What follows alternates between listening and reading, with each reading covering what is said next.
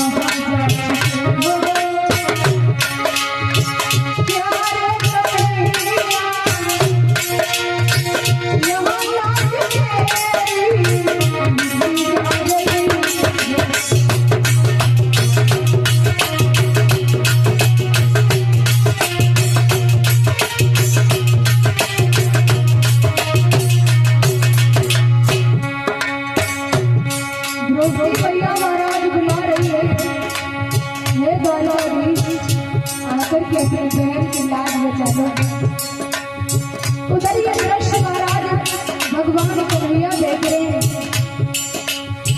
भगवान कन्हैया की आंखों में अश्रु की धारा बहने लगी है, रोने लगे भगवान।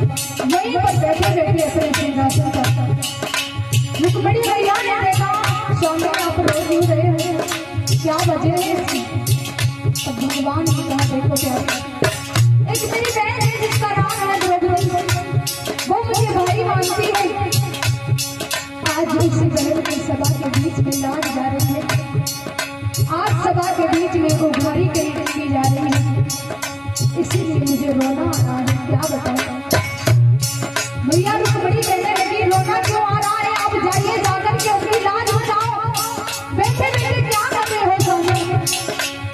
तो भगवान कहने लगे प्यारी बात उसमें ये है, द्रौपदी जो है वो हमें द्वारिकाधीश लेकर के पुकारती है, क्योंकि मैं अगर हमें राजा बना करके पुकारेगी ना, मुझे द्वारिकाधीश मिलेगी तो मैं द्वारिकाधीश ही बन करके जाऊंगा।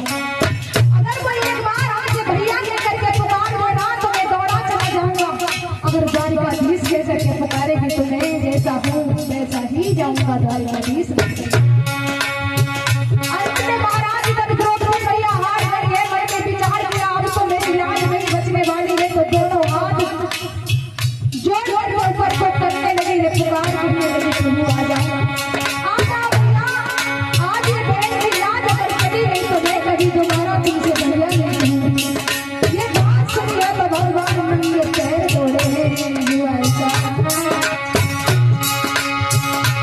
Oh,